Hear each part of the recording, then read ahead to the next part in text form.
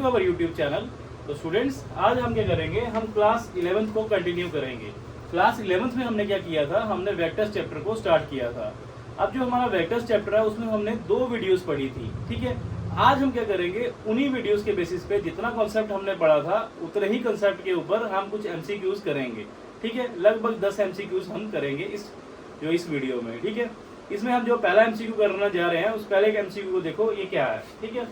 पहला एमसीक्यू है, ये बोलता है कि among the following the vector quantity, बता इन सारों में से जो नीचे दिया हुआ है, इन सारों में से जो वेक्टर क्वांटिटी है वो कौन सी है वो मुझे बताओ, ठीक है। तो ये कहाँ पे आया हुआ है, ये केरला के पीईटी जो केरला का इंजीनियरिंग का एंट्रेंस एग्जाम था, उस एग्जाम में ये आया हुआ कब, 2012 में, ठीक है। अब हमें बताना है इन सब से वेक्टर क्वांटिटी कौन सी है। तो जल्दी आप याद रखो, मैंने आपको बताया था स्टार्टिंग में, वेक्टर क्वांटिटी वो क्वांटिटी होती है जिसका क्या होता है, 2 चीजें होती है, जिसका मैग्नीट्यूड भी होता है और जिसकी डायरेक्शन भी होती है, ठीक है। तो मैंने वहां पे आपको देखो ऑप्शन क्या है, पहला है प्रेशर, मुझे नहीं पता ये है या नहीं है। स्ट्रेस, मुझे पता नहीं ये है नहीं है। डिस्टेंस, हाँ ये मुझे पता है कि जो डिस्टेंस होता है, कभी भी हम मेजर करते हैं बोलते हैं 10 किलोमीटर चला, 20 किलोमीटर, वहां पे डायरेक्शन मेंशन नहीं होती है, इसलिए डायरेक्शन मेंशन नहीं है, तो ये तो इसका आंसर नहीं होता, ये तो होता है स्केलर, ठीक है। फिर लास्ट पे आता है इम्पल्स। तो मैंने आपको बताया था कि जो इम्पल्स मोमेंटम है, एक थ्योरम आती है हमारे पास, इम्पल्स मोमेंटम थ्योरम। तो जो मोमेंटम है वो तो वेक्टर क्वांटिटी होती है, क्योंकि वो मास इनटू वेलोसिटी होता है, इसलिए जो इम्पल्स है ये भी क्या होगा, वेक्टर क्वांटिटी होगा। तो यहाँ इसका आंसर है इम्पल्स। तो इसको मैंने हिंट देके यहाँ से याद कैसे रखना है, हमने याद रखना है impulse momentum theorem. Impulse momentum theorem, ये जो थ्योरम दोनों किससे बनी हुई है, एक इम्पल्स और मोमेंटम से। और मोमेंटम अगर वेक्टर है तो इम्पल्स भी क्या होगा, वेक्टर होगा। ये था हमारा पहला क्वेश्चन, ठीक है। बहुत ध्यान से, इट मींस कि अगर ये यहाँ से एक बात क्लियर होगी, अगर ये वेक्टर है तो बाकी सभी स्केलर होंगे। तो प्रेशर क्या होता है, ये स्केलर होता है, ये आपको याद रखना है, ठीक है। क्यों, क्योंकि ये फोर्स बाई एरिया होता है। प्रेशर क्या होता है, फोर्स बाई एरिया। फोर्स क्या होता है, एक वेक्टर होता है, और एरिया वेक्टर। तो vector upon vector is always a scalar. तो वेक्टर के ऊपर वेक्टर हो तो ये क्या होता है, स्केलर के बराबर होता है। स्ट्रेस क्या होता है, स्ट्रेस भी फोर्स बाई एरिया होता है। तो फोर्स भी vector, area vector, vector upon vector is always a scalar, इसलिए स्केलर। डिस्टेंस तो होता ही स्केलर है। तो मैंने आपको एक्सप्लेनेशन तीनों की दे दी कि प्रेशर का फार्मूला क्या है, स्ट्रेस का फार्मूला क्या है, और कौन क्या है, स्केलर है, कौन क्या है, वेक्टर है, ठीक है। ये था हमारा पहला क्वेश्चन, ठीक है। नेक्स्ट हमारा दूसरा क्वेश्चन आता है। ये क्वेश्चन क्या बोलता है, बोलता है unit vector parallel to the resultant of this vector. बोलता है आप क्या करो, एक यूनिट वेक्टर को निकालो जो क्या है, जो पैरेलल है किसके, रिजल्टेंट के। किसके, रिजल्टेंट के। रिजल्टेंट किसके, resultant of the vectors this, ये वेक्टर और ये वेक्टर, इन दोनों वेक्टर्स के जो रिजल्टेंट है उसके पैरेलल मुझे क्या करना है, एक यूनिट वेक्टर निकालना है। तो सबसे पहले मुझे क्या निकालना पड़ेगा, रिजल्टेंट। तो मुझे बताया, मैंने पढ़ा था, मैंने आपको बताया था कि जो भी रिजल्टेंट वेक्टर होता है वो किसके बराबर होता है, जो 2 वेक्टर्स दिए होते हैं उनके सम के बराबर। आर वेक्टर किसके बराबर होता है, ए प्लस बी वेक्टर के बराबर होता है। इस केस में ए वेक्टर ये है, बी वेक्टर ये है, सिंपली इन दोनों को ऐड कर देना। तो मैं इन दोनों को ऐड करने जा रहा हूँ। देखो ए वेक्टर की जगह क्या लिखूंगा, 4i plus 3j plus 6k, ठीक है। अब जो बी वेक्टर है इसको क्या करूंगा, प्लस करूंगा, प्लस ये क्या माइनस है, यहाँ पे minus I cap plus 3j cap minus 8 cap, ये आ गया हमारा ये, ठीक है। अब जब मैं इसको प्लस करूंगा, देखो 4i, ये प्लस माइनस माइनस माइनस हो गया, 4i माइनस वाई क्या आएगा, 3i आ जाएगा। फिर ये क्या होगा, 3j प्लस 3j, ये 6j आ जाएगा, plus 6k minus 8k, 6 minus 8 क्या, माइनस 2k। तो ये मेरे पास आ जाएगा रिजल्टेंट वेक्टर। जो भी मेरा रिजल्टेंट वेक्टर है ये हमारे पास आ जाएगा, ठीक है। अब मुझे करना रिजल्टेंट वेक्टर, अब मुझे बोलता है unit vector parallel to the resultant of the vectors. तो अब इस वेक्टर के पैरेलल मैंने एक यूनिट वेक्टर निकालना है। तो मुझे अभी जस्ट पहले आपको बताया था कि जो यूनिट वेक्टर होता है किसी भी वेक्टर का, वो क्या होता है, वेक्टर अपॉन इट्स मैग्नीट्यूड। तो मुझे आर का मैग्नीट्यूड निकालना है। तो बस आर वेक्टर मैं लिख दूंगा यहाँ पे, ये आर वेक्टर आ गया। अब मुझे इसका मॉड निकाला, मैग्नीट्यूड। तो याद रखना, जब भी कोई वेक्टर दिया हो उसका मैग्नीट्यूड निकालने के लिए दिया जाए, जो उसके रिस्पेक्टिव कंपोनेंट्स होते हैं ना, इनको स्क्वायर कर देना। जैसे इसका अंडर रूट करना, और इसके जो कंपोनेंट है, इसका कंपोनेंट क्या 3 का स्क्वायर कर देना, इसका कंपोनेंट क्या 6 का स्क्वायर कर देना, इसका कंपोनेंट क्या -2 का स्क्वायर कर देना, ठीक है। ये क्या आ जाएगा, ये हमारा आंसर आ जाएगा। ये देखो 3 का 3, ये इसको मैं यहाँ पे लेके जा रहा हूँ, ठीक है। ये ऊपर वेक्टर को ये आ गया, देखो ये वेक्टर कहाँ पे है, 3i 6j -2k, देखो 3i 6j प्लस 2k है, यहाँ माइनस किया तो यहीं से बचा जाएगा, ये हमारा आंसर है। लेकिन नीचे देखो क्या आता है, 7 आना चाहिए, ये देखो, ठीक है। 3 का स्क्वायर क्या होता है 9, 6 का स्क्वायर क्या होता है 36, 2 का स्क्वायर क्या होता है 4, तो ये क्या हो गया 49 हो गया, अंडर रूट ऑफ 49 हो गया, तो 49 का क्या आएगा 7। तो यहाँ पे क्या आ जाएगा 3i plus 6j minus 2k upon 7। तो ये ऑप्शन देखो कहाँ पे है, ये ऑप्शन हमारा है पहला, दिस इज द ऑप्शन। तो ये था हमारा सेकंड क्वेश्चन जिसमें हमने क्या निकाला था यूनिट वेक्टर। और ये क्वेश्चन क्या है, ये मोस्ट इंपोर्टेंट क्वेश्चन है, क्यों? क्योंकि यूनिट वेक्टर का क्वेश्चन डैम श्योर आएगा ही आएगा। अब हम अपना थर्ड क्वेश्चन करने जा रहे हैं। ये थर्ड क्वेश्चन क्या है, ये बोलता है कि जो सरफेस एरिया है वो क्या है। तो सरफेस एरिया क्या होता है, ये दूसरा ऑप्शन दे रहा है, या स्केलर है, वेक्टर है, टेंसर है, या कुछ नहीं है। तो ये जो क्वेश्चन है ये कहाँ पे आया है, JKCT Jammu Kashmir common entrance test 2002 में क्वेश्चन आया हुआ है। जितने भी क्वेश्चंस करेंगे कहीं ना कहीं किसी न किसी एग्जाम में आए होंगे। अब ये बोलता है कि सरफेस एरिया क्या है। तो सबसे पहले हमें पता है कि जो एरिया होता है वो किसमें मेजर करते हैं। तो हमें इसका सोल्यूशन लिखता हूँ। तो मुझे पता है कि कोई भी एरिया है, जैसे मतलब एरिया ऑफ रेक्टेंगल बोलता हूँ, कितना आया 20 मीटर स्क्वायर आया, ठीक है। तो जब भी हम एरिया बोलते हैं सबको लगता है कि जो एरिया है इसका डायरेक्शन तो मेंशन की नहीं है, तो हमें लगता है ये क्या होगा स्केलर, क्योंकि इसका डायरेक्शन मेंशन नहीं करते वो स्केलर होती है। तो मैक्सिमम 90% क्वेश्चन बोलते हैं, लोग बोलते हैं कि ये क्या है स्केलर है, बट ये ऐसा गलत है, ये स्केलर नहीं है, ठीक है। ये क्या है, ये एक वेक्टर है। क्या है, एक वेक्टर है। अगर ये वेक्टर है, कैसे वेक्टर है, अगर वेक्टर है तो दो चीजें होंगी, एक इसका होगा मैग्नीट्यूड और दूसरी होगी डायरेक्शन। अब अगर इसका मैग्नीट्यूड तो मैं मान लूंगी, इसका मैग्नीट्यूड है 20 मीटर स्क्वायर। अब इसकी जो डायरेक्शन है वो कहाँ होती है, तो ये आपको याद रखना है। ये आपको बेसिकली कहाँ पे पढ़ोगे, आप क्लास 12th में आके पढ़ोगे, जब आप पढ़ोगे गॉस थ्योरम को, कि जो एरिया होता है वो एक वेक्टर क्वांटिटी है। क्यों वेक्टर क्वांटिटी है, क्योंकि इसकी डायरेक्शन होती है। अगर इसकी डायरेक्शन होती है तो कहाँ होती है, तो इसकी डायरेक्शन जो होती है वो क्या होती है, ऑलवेज परपेंडिकुलर। ये क्या होती है, always perpendicular to the surface. Surface की हमेशा क्या होती है, परपेंडिकुलर होती है, या ये क्या होती है, आउटवर्ड नॉर्मल होती है। आउटवर्ड नॉर्मल होती है। दोनों चीजें बताता हूँ आपको डायग्राम के हेल्प से कैसे होती है, आउटवर्ड नॉर्मल कैसे होती है और परपेंडिकुलर टू सरफेस। अगर मेरा एरिया है देखो ऐसा, ठीक है, ये एरिया मेरे पास, ठीक है। इस केस में जो इसका जो डायरेक्शन होगी, ये एरिया है, सपोज एस एरिया है। इस एरिया की जो डायरेक्शन है वो कौन देगा, यूनिट वेक्टर देता है, जो कैसा होता है देखो perpendicular, that is 90 degree angle बनाता है इसके साथ। ये आ गया परपेंडिकुलर टू द सरफेस। अब आउटवर्ड कैसे होता है, अगर आपके पास एरिया ऐसे है, सर्कुलर एरिया है, ठीक है, और ये इसका छोटा सा हाफ हो गया, ये कर्व सरफेस एरिया। इस केस में कहाँ पे होगी डायरेक्शन एरिया की, तो आउटवर्ड होगी, इस तरह आउटवर्ड नॉर्मल होगी। तो ये क्या होगा, आउटवर्ड नॉर्मल, ये आउटवर्ड नॉर्मल का और ये परपेंडिकुलर का केस है। तो ये यहाँ से पता चला कि जो सरफेस एरिया है वो क्या है, एक वेक्टर क्वांटिटी है, ठीक है। ये क्वेश्चन भी कंप्लीट हो गया हमारा। अब नेक्स्ट क्वेश्चन आता है, देखो ये भी इंपॉर्टेंट क्वेश्चन है। क्यों इंपॉर्टेंट क्वेश्चन है, ये इंपॉर्टेंट क्वेश्चन है, क्यों इंपॉर्टेंट है, क्योंकि ये क्वेश्चन है किसका, यूनिट वेक्टर का। किसका, यूनिट वेक्टर का। देखो ये बेसिक क्वेश्चन है और ये कहाँ पे आया हुआ है, ये Jammu Kashmir common entrance test 2008 में आया हुआ है। ये बिल्कुल बेसिक क्वेश्चन है। ये क्वेश्चन क्या है, ध्यान से देखो, ये बोल रहा है हमारे पास, ये बोल रहा है A is a vector with the magnitude A. A क्या है, हमारे पास एक वेक्टर है जिसका मैग्नीट्यूड क्या है, ए है। Then the unit vector, then क्या बोलता है, क्या निकालो, यूनिट वेक्टर निकालो। इन किसकी डायरेक्शन में, इन द डायरेक्शन ऑफ द ए।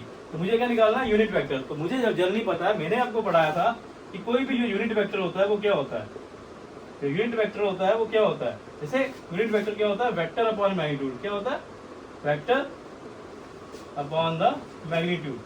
अब हमें यूनिट वेक्टर किसका निकालना है, हमें यूनिट वेक्टर निकालना है किसका, unit vector A cap in the direction of A का। तो ए का यूनिट वेक्टर क्या होगा, vector upon magnitude, A vector upon the magnitude. देखो ये आंसर है किसी ऑप्शन में, यस ये ऑप्शन है। देखो यहाँ पे ए है, ए डॉट ए है, ए क्रॉस ए है, यहाँ पे है vector upon magnitude, A vector upon mod. ये इसका आंसर हो जाएगा डी। तो ये था हमारा चौथा क्वेश्चन, ठीक है। अब हमारा नेक्स्ट क्वेश्चन है। ये क्वेश्चन क्या बोल रहा है, देखो ये बहुत इंपॉर्टेंट क्वेश्चन है। क्यों, क्योंकि बड़े सारे बच्चों को क्वेश्चन नहीं आता।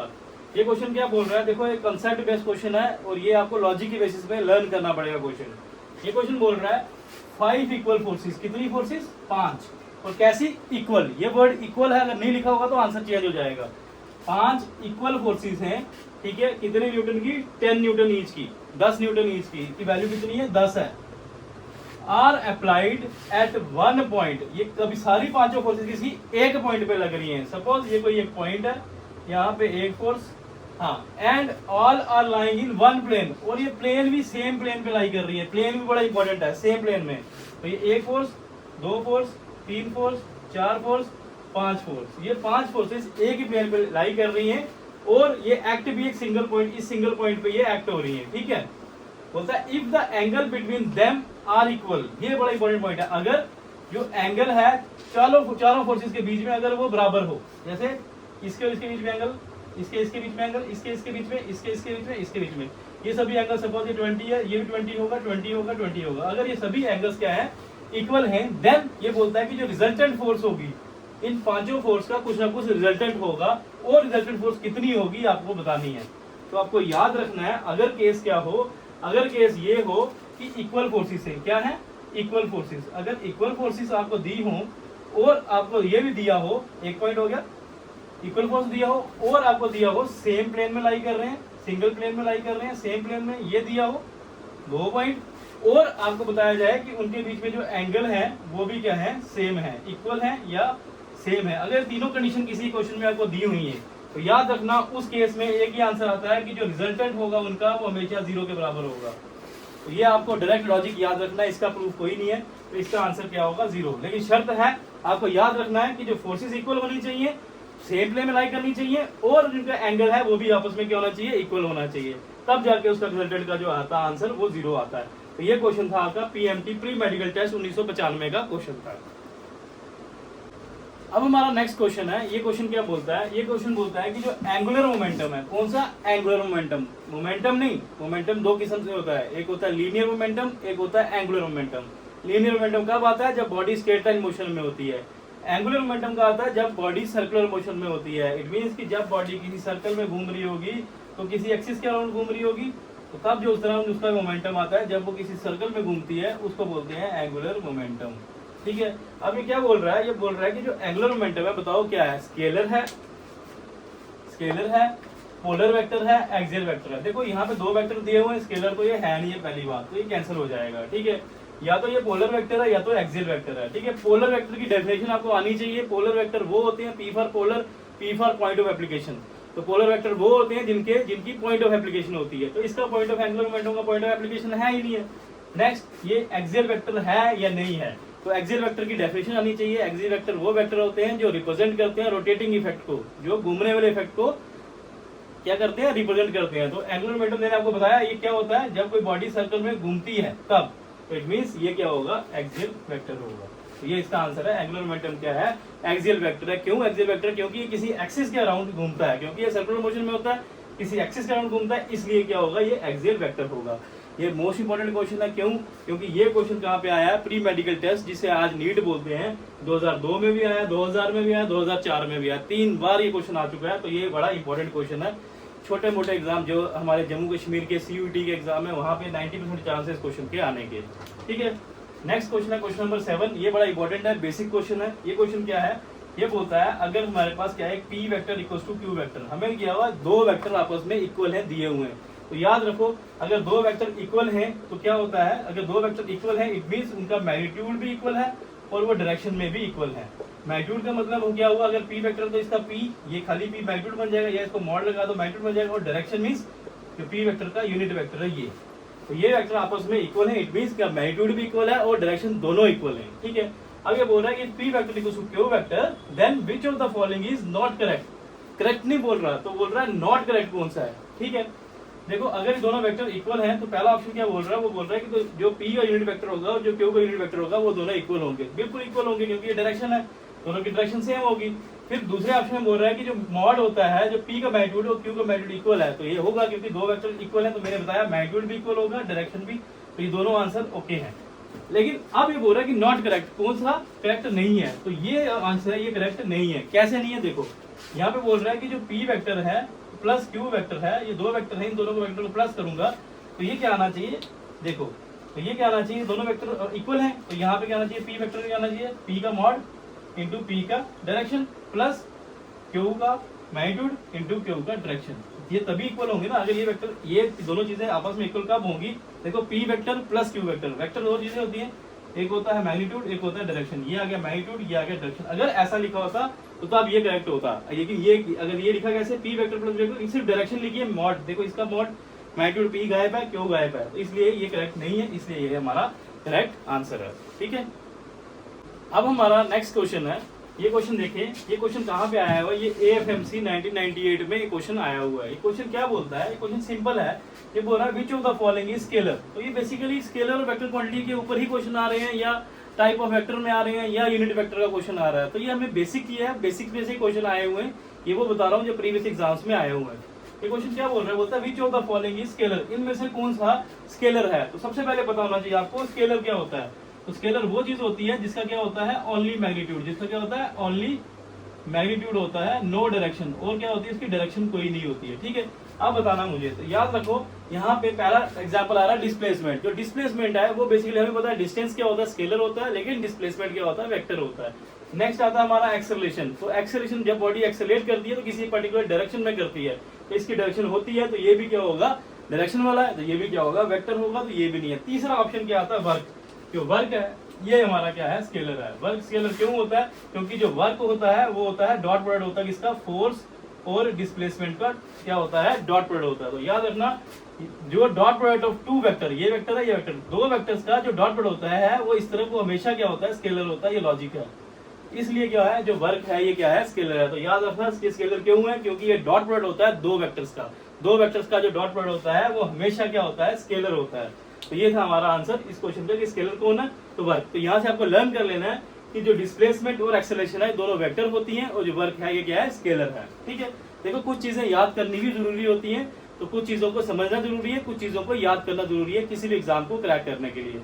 ठीक है, नेक्स्ट क्वेश्चन जो हमारा 9th क्वेश्चन आता है, ये थोड़ा इंपॉर्टेंट क्वेश्चन है और थोड़ा लॉजिकल, इसको आप डायरेक्ट याद भी कर सकते हो, मैं सॉल्व भी करके दिखाऊंगा। ठीक है, ये क्वेश्चन क्या बोल रहा है, ये बोल रहा है if magnitude of sum of two vectors, बोलता है अगर दो वेक्टर्स का सम करूं और उसका मैग्नीट्यूड लूं, उसका मॉड लूं, वो बोलता है किसके बराबर है, is equal to the magnitude of the difference of the two vectors. ये बोल रहा है कि जो सम ऑफ टू वेक्टर्स है उसका मैग्नीट्यूड किसके बराबर है, magnitude of the difference of the to vector. ये क्या बोल रहा है, ये बोल रहा है अगर जो सम ऑफ टू वेक्टर्स है ए वेक्टर प्लस बी वेक्टर, ये क्या इसका सम हो गया।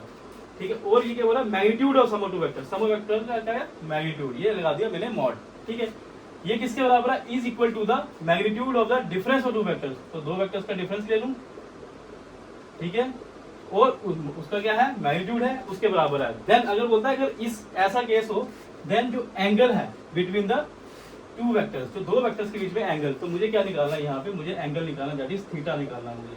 तो ये कैसे निकलेगा, इसका डायरेक्ट आंसर याद करो। अगर ऐसा केस दिया हो magnitude of the sum of the vectors दिया हो और किसके बराबर दिया हो difference of the two vectors के मैग्नीट्यूड के बराबर दिया हो, तो आंसर हमेशा 90 डिग्री होता है। ठीक है, तो याद रखना इसका एंगल क्या होता है 90 है, बट ये मैं आपको एक्सप्लेन करता हूँ कैसे होता है। तो mod of A plus B का मतलब क्या होता है, अंडर रूट ऑफ, मैं देखो मैग्नीट्यूड का फॉर्मूला क्या होता है A square plus B square plus 2ab cos of theta. ठीक है, इसी तरह ये डिफरेंस है, इसका फॉर्मूला क्या होगा, सेम होगा, बस माइनस साइन आ जाएगा, A square plus B square minus 2ab cos of theta. ये मॉड और ये मॉड कैंसिल हो जाएगा। ठीक है, और देखो ये ए स्क्वायर पॉजिटिव है, ये भी पॉजिटिव है, ये कैंसिल, ये भी कैंसिल, ये कैंसिल, ये कैंसिल, ये इधर आ जाएगा, इस तरफ आ जाएगा, ये 2ab कॉस थीटा क्या प्लस, ये माइनस का यहाँ पे आएगा प्लस आ जाएगा, ये आ जाएगा 4ab कॉस ऑफ थीटा। ठीक है, इक्वल्स टू कितना आ जाएगा 0। अब ये इधर जाएगा नीचे जाएगा, तो ये यहाँ पे आएगा कॉस थीटा इक्वल्स टू 0 आ जाएगा। कॉस थीटा का 0 आ गया इक्वल टू 0 आ गया, तो यहाँ से थीटा किसके बराबर हो जाएगा, ये आ जाएगा कॉस इनवर्स 0 के बराबर। और यहाँ से कॉस इनवर्स, कॉस की कितनी वैल्यू 0 होती है, तो हमारा कॉस 90 0 होता है।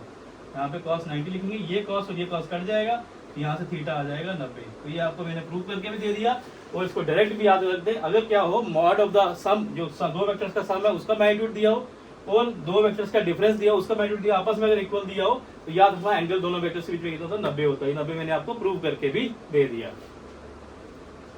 अब हमारा लास्ट क्वेश्चन है आज के लेक्चर का। ये क्वेश्चन कहाँ पे आया है, किस एग्जाम में आया है, ये आया हुआ है एम्स के एग्जाम में 2000 में, सन 2000 में क्वेश्चन आया हुआ है।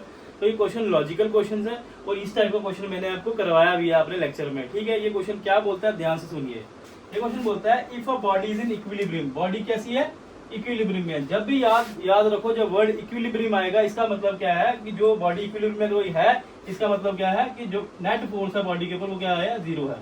इक्विलिब्रियम का मतलब यही होता है कि जो बॉडी पे जो टोटल फोर्स है वो कितनी 0 एक्ट कर रही है। इट मीन्स कि कोई भी बॉडी, यहाँ पे सपोज ये कोई बॉडी है, ठीक है, ये बॉडी क्या है इक्विलिब्रियम में। अगर ये बॉडी इक्विलिब्रियम में, इट मीन्स इस पे जो नेट फोर्स कोई कितनी भी फोर्सेस लगेंगी उन सबका अगर मैं सम करूंगा एफ नेट का, वो 0 के बराबर आना चाहिए।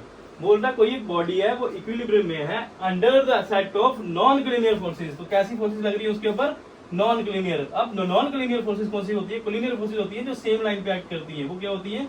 कोलिनियर। नॉन कोलिनियर होंगी जो किसी एंगल पे एक्ट करेंगी, सेम लाइन पे एक्ट नहीं करेंगी। सेम लाइन मतलब एंगल कितना होना चाहिए? 0 डिग्री। अब यहाँ पे बोल रहा है कि आपके पास क्या है, एक बॉडी है वो इक्विलिब्रियम में है और उसके ऊपर एक set of non collinear forces, मुझे नहीं पता कितनी लग रही है, सेट लग रहा है उनका, ठीक है। देन वो बोलता है कि जो minimum number of the forces, कम से कम कितनी फोर्सेस हो ताकि ये बॉडी इक्विलिब्रियम में हो, ये आपको आंसर करना है। तो कम से कम कितनी फोर्सेस है, ध्यान से देखना, ठीक है। ये कोई बॉडी है सपोज यहाँ पे, ठीक है, कम से कम कितनी फोर्सेस, देखो एक फोर्स कम से कम यहाँ पे इसको इधर खींचेगी, एक फोर्स इधर लगेगी, दूसरी फोर्स मान लेता हूँ इधर लगेगी, ये दो फोर्सेस इसके ऊपर एक्ट कर रही है, ठीक है। अब जब ये दो फोर्सेस एक्ट करेंगी, ठीक है, तो एक इधर खींच रहा है, एक इधर खींच रहा है, तो ये कहाँ पे जाएगा? इसके बीच में कहीं पे जाएगा, इसके बीच में यहाँ पे कहीं पे जाएगा। ये क्या हो जाएगा?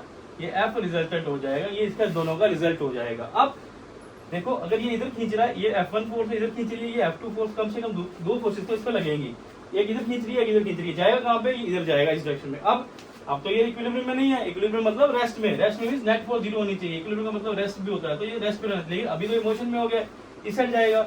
अब इसको, इसके मोशन को रोकने के लिए मुझे करना पड़ेगा, तीसरी फोर्स इस डायरेक्शन में लगानी पड़ेगी जो इस फोर्स को काउंटरएक्ट करेगी, काउंटर एक्ट करेगी, ये हो जाएगी F3। इट मींस कि कम से कम इस बॉडी को मुझे रेस्ट पे रखने के लिए कितनी, 1 2 3 फोर्सेस तो कम से कम लगानी पड़ेंगी। तो इसका आंसर क्या है? Minimum number of forces to set the body in equilibrium is 3। तो ये था हमारा 3 जो हमारे कम से कम फोर्सेस लगने हैं। तो ये था हमारा, मैंने कोशिश की है कि जितने मेरे 2 लेक्चर से उनसे जितने क्वेश्चन निकल सके मैंने ट्राई किया निकालने का, ठीक है। और क्वेश्चन आप खुद भी प्रैक्टिस कर सकते हैं, किस बुक से करना है तो किसी भी बुक में आप क्वेश्चन करो, बट आपका जो कंसेप्ट मैंने आपको पढ़ाया उसके नोट्स बनाओ और उसको रिवाइज करो 3 बार, फिर जाके क्वेश्चन करो, तभी ये क्वेश्चन जाके होंगे। और बहुत ध्यान से पढ़ना, एक एक वर्ड में ऑब्जेक्टिव होता है, ठीक है। Thanks for watching our video.